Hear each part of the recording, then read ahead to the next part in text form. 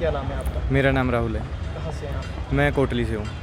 युवा हैं आप और एक मतदाता भी हैं। मतदाता होने के नाते आपकी क्या अपेक्षा है मंडी संसदीय क्षेत्र के सांसद से? मेरी मंडी क्षेत्र के सांसद जो हमारे रहेंगे उससे एक ही अपेक्षा रहेगी, जो जैसे हमारी एक शिक्षा है और स्वास्थ्य से रिलेटेड जितनी भी हो। शिक्षा के मामले में जैसे हमारे यहाँ पे मंडी में यूनिवर्सिटी है, तो मंडी में आजकल सिर्फ 9 कोर्सेज चलाए जा रहे हैं। मैं चाहता हूँ कि यहाँ पे जैसे जो भी जितने सारे कोर्सेज हैं उनको चलाया जाए और भवन एक यूनिवर्सिटी का यहाँ पे तैयार किया जाए। और स्वास्थ्य से रिलेटेड ये है कि जैसे जोनल हॉस्पिटल है हमारे यहाँ मंडी में, यहाँ पे डॉक्टर्स की बहुत ज़्यादा कमी है, यहाँ पे लोग लाइनें लगी हुई है हॉस्पिटल में, तो इसको अच्छे ढंग से चलाया जाए और लोगों के बीच आया जाए बार बार। तो क्या लगता है किसका पलड़ा इस समय भारी है? मुझे लगता है कंगना रनौत जी का पलड़ा भारी है इसमें। किस प्रकार से आपको ये लगता है? क्योंकि कंगना रनौत जी का जितने भी जो मतलब उनके जो नेतृत्व है उनकी पार्टी का, वो एक बहुत अच्छे, जैसे पिछले पूर्व में 10 साल उन्होंने काम किया, राम मंदिर बनाए गए और जो भी मतलब नेशनल हाईवेज़ वगैरह बनाए गए, तो उसकी वजह से मुझे लगता है कि इस बार कंगना रनौत जी जीत जाएंगे। जी क्या नाम है आपका? जसवंत सिंह नाम है और MBA का छात्र हूँ मैं सरदार पटेल विश्वविद्यालय में।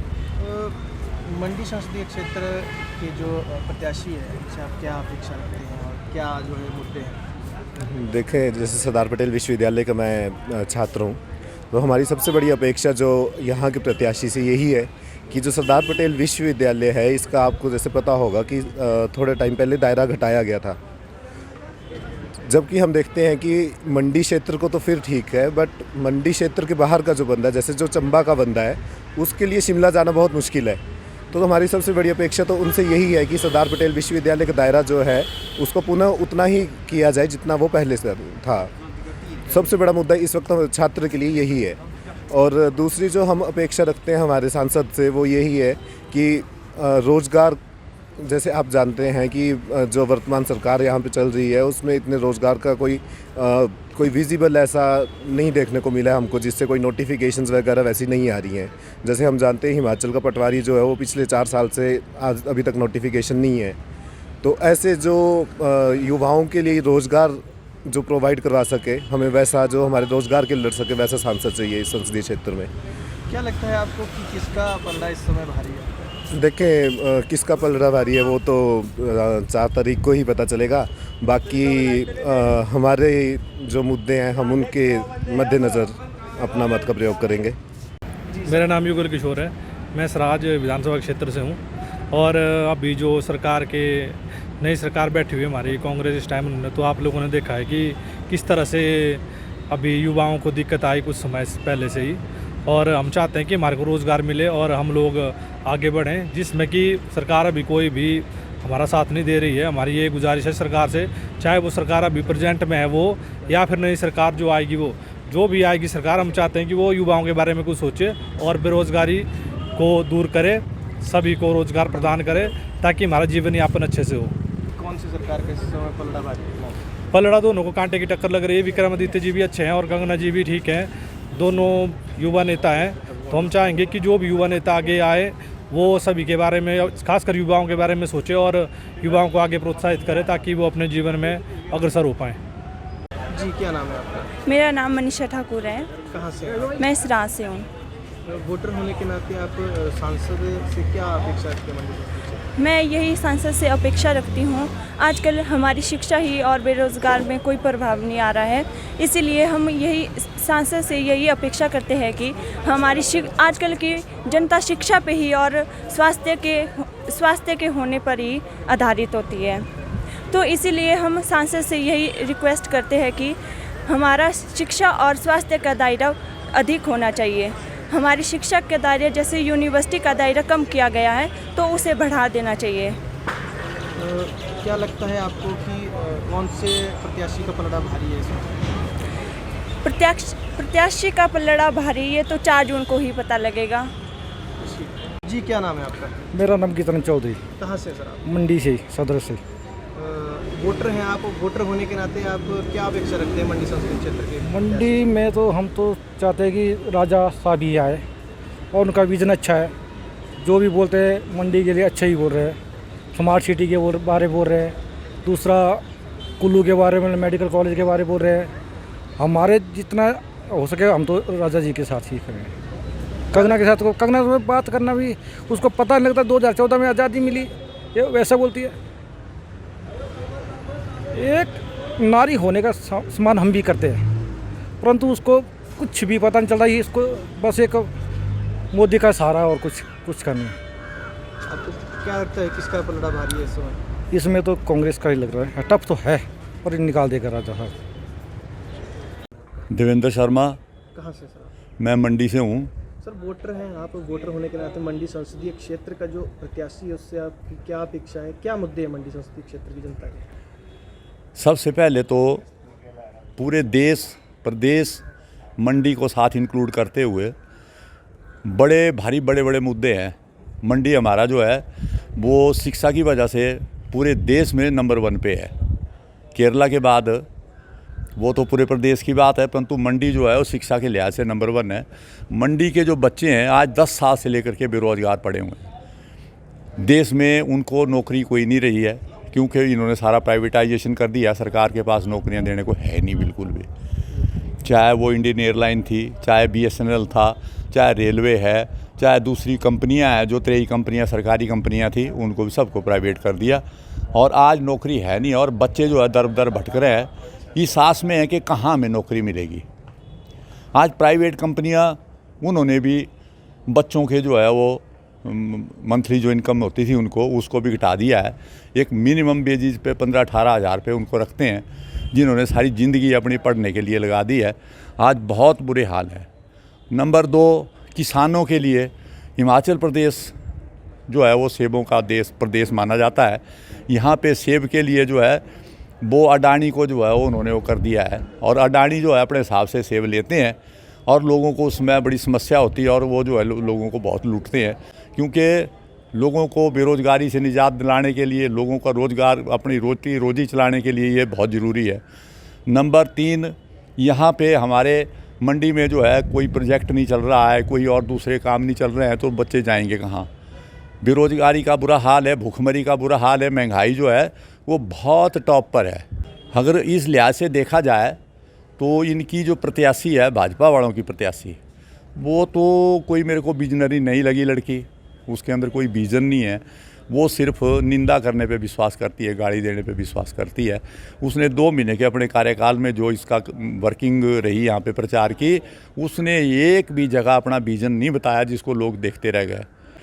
ये जो हमारे दूसरे प्रत्याशी हैं विक्रमादित्य सिंह, ये एक बड़ा सुलझा हुआ लड़का है, अभी लड़का है ये, परंतु बहुत ही सुलझा हुआ है, पढ़ा लिखा है, एडवोकेट है, और 1.5 साल इसको मिनिस्ट्री चलाते हो गया और उसमें भी इसने अच्छे काम किए। लोगों के बीच जाने का जज्बा है, लोगों के जवाब देने का जज्बा है, लोगों से बात करने का जज्बा है।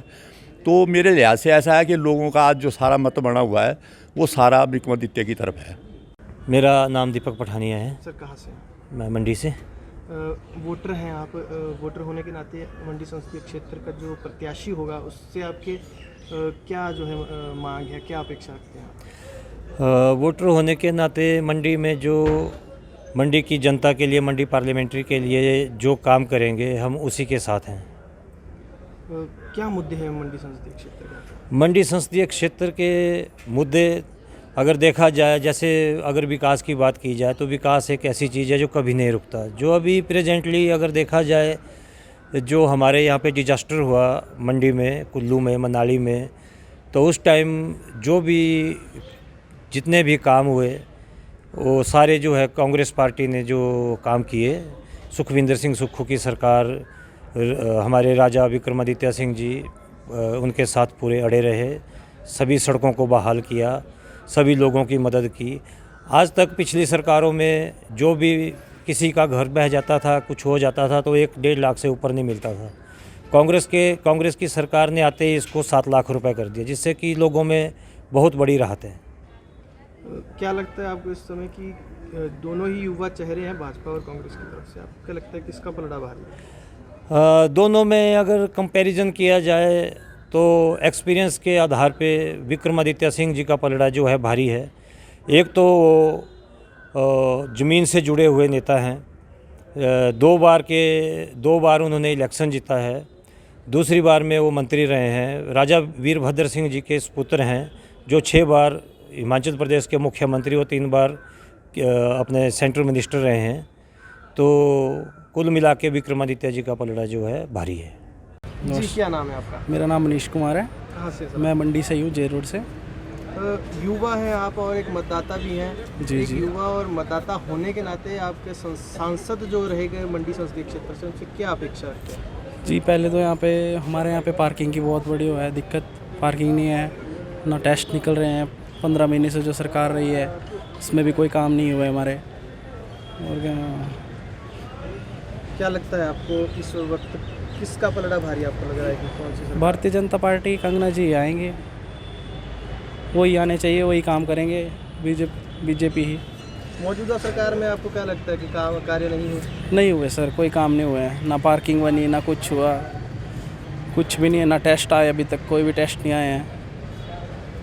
हम बेरोज़गार घूम रहे हैं, टेस्ट वगैरह कुछ नहीं है। और क्या,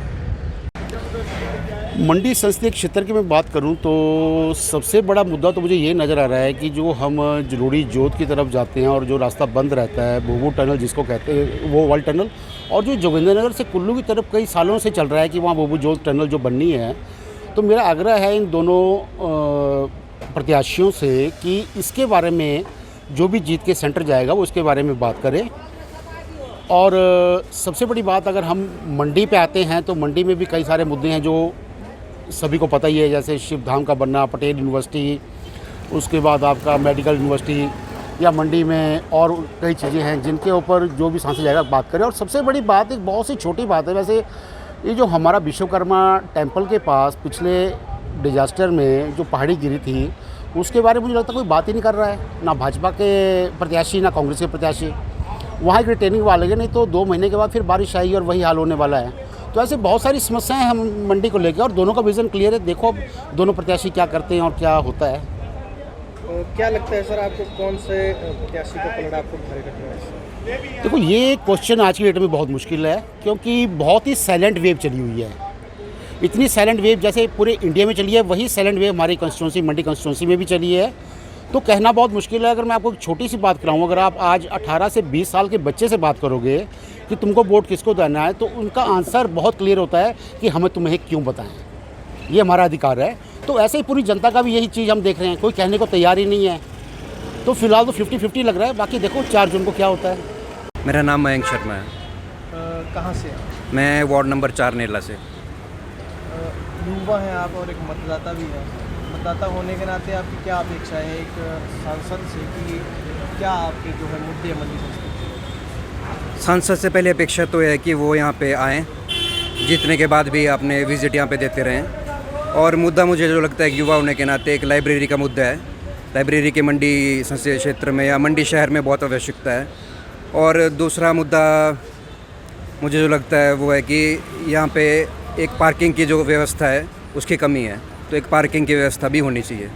जी, आपको क्या लगता है कि किस पार्टी का पलड़ा इस समय भारी है? जी अभी देख युवा चेहरे हैं इस वक्त उतरे हुए जो चुनावी मैदान में, जी। आपको क्या लगता है किसका पलड़ा? मेरे विचार में तो इस टाइम कंगना जी का पलड़ा भारी है। क्या लगता है कि मतलब मुझे ऐसा लगता है भारी मतों से जो है वो विजय होंगे।